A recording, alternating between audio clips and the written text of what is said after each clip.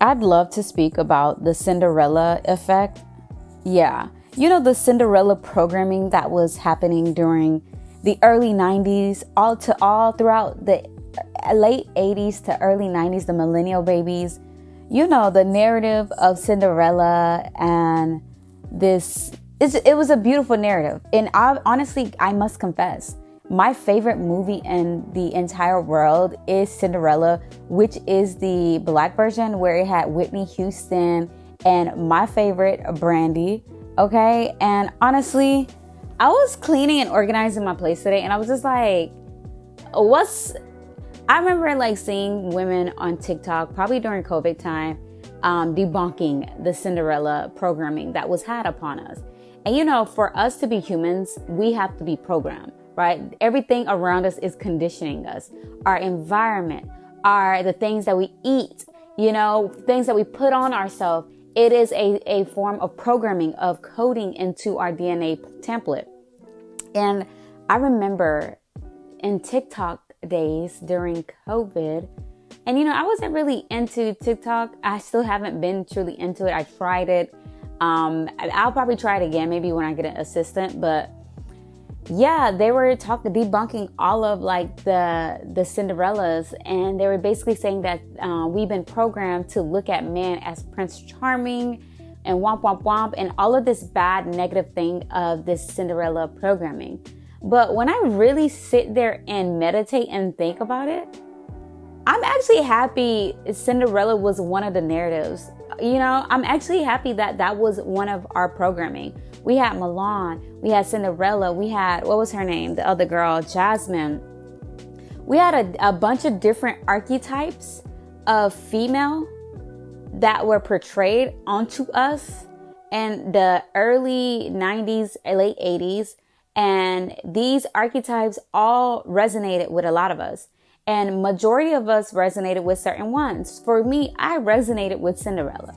And I can see the people who are rejecting Cinderella's narrative. I can see maybe they resonate with somebody else and they want us to be like, all of this is centering around men and blah, blah, blah. But if you really understand the balance of life, men and women are the center of life. Hello. So I am okay with centering men, not other men, but the men that is for me. You know, I'm okay with that. And I'm okay with him centering me to create that yin and yang balance. You feel me? So I was thinking, I was like, yo, I believe that Cinderella story was a story about a projector. It was really a story about a projector. And if you have not seen the Black Cinderella, I've only seen the White Cinderella probably, I don't know how many times, but I've seen the Black Cinderella like 1,000 times. And every time I watch it, I cry as if it's my first time watching it. I sang the song so deeply with my chest. Like the programming is deep in me, y'all. And I am not going to reject it because I am a projector and this story really aligns with me. If you really, like, I bet you're wondering, like, how does Cinderella story connects to a projector? One, if you see her family dynamic, this is literally what a projector is. A projector is always looked at as the outsider, the outcast of the family. They're usually the slave of the family. They're super slave of the family. And this was Cinderella. She was that. This was her. And I can literally look at my life and I was just like, yo, hello. Even though she was the literal glue to the family, the thing that literally the family needed, but they just rejected her being. And that's what happens with a projector, you know? And then she had this like dream. She always visioned bigger for herself. She always visioned a beautiful and more ideal life outside of what she was getting. And I really see that for projectors. Like people always try to push work on you. And that's what was going on. She was being pushed like enslavement. She was being pushed to work things that they were taking her away from her true essence, you know? And that's how we get trapped in this cycle of working and enslaving ourselves and not really having the moment, the time to really dream bigger than we can. And I really believe that my fucking life is literally Cinderella.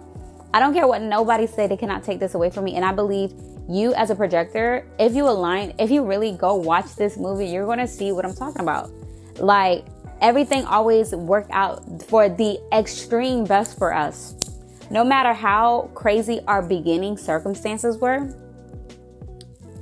as long as we stick to connecting to our vision of who we truly are, Cinderella would meditate. Every time she would have to clean, she'll be singing like, you do, do, do, do, do, do, do, do, do. You know what I'm saying? She would be in there meditating, cleaning, you know, making sure that she stays connected to what she know that she was. And I find myself right now in that position. I'm literally having to partake in a form of daily meditation where I know that my circumstances are not what's going to hold me back from what I need to get to. I know that I have a true Prince Charming, and he is so in love with me, and he's been praying for me. He's literally been praying for my arrival, you know? And it's crazy because her resource is like my resource right now. You know what I'm saying? But she had an inheritance. She came from a inheritance, a wealthy, true wealth, but it was being used by other people, you know? And she couldn't really enjoy her natural inheritance. And I love the fact that she found her partner. I love the fact that him and her found each other, and he was living his lifestyle was amazing. You know what I'm saying?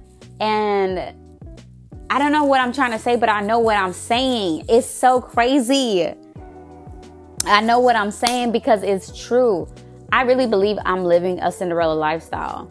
And it has nothing to do with centering men or putting value above, like putting a man on a pedestal. No, I know that my Prince Charming is my equal. I know that he is the man for me. I know, you know what I'm saying? Like, and I know I am a royalty. Like, I know, and I'm supposed to be in my royal essence, and I'm supposed to thrive with my royal mate, you know, so that we can live a royal and luxurious life. It's really that simple. And I really wish the feminism didn't project their energy onto the Cinderella story, because like it's such a pure story. It's literally a projector. Cinderella is a projector. And so much is coming to her, like, and she didn't even have to do anything but literally meditate and focus on her ideal experience. That's all she had to do. That night where her ancestor, aka her godmother, you know what I'm saying? Like, this is literally us. We know we are connected to our ancestors. They're always talking to us. They're always looking out for us. They're always making sure things are happening for us without us having to lift a finger. That's literally what Sayara went through. Her ancestors pulled up and was like, hey, we noticed that you've been meditating on this desire. And Cinderella was like, but how can this be true?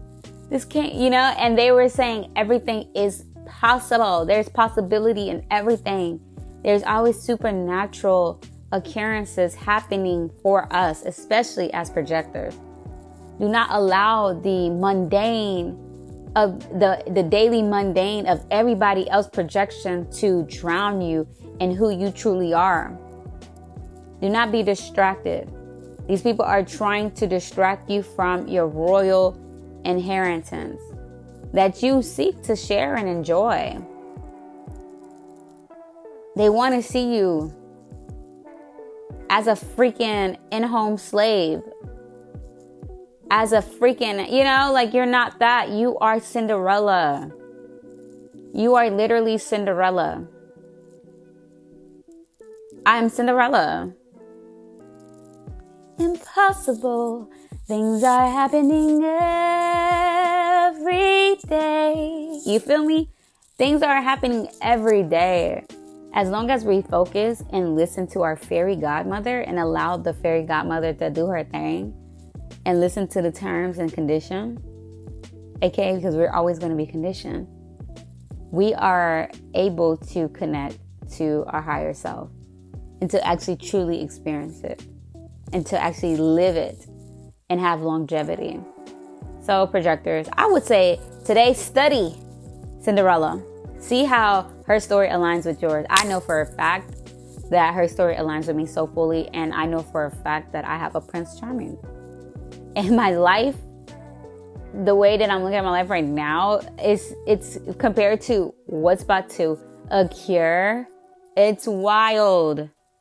Shout out to my Prince Charming. We lit. We're having a good ass time. You are such a joy. So beautiful you are. And I know you prayed for me. It's so fun. I know that you prayed for me. So, yeah. I don't know why I needed to make this recording, but I just wanted to relay the message. Hey, everybody. Hey, to my beautiful projectors. You are Cinderella, and your life is literally about to be lit. Your life is literally a happily ever after. Yeah. Believe it. Know it. Best programming they ever gave in. And I'm happy to accept this programming and make it the best that it is. So, with that being said, guys, this is Yoni's Diary. I trust that you enjoyed this part of my diary. Peace.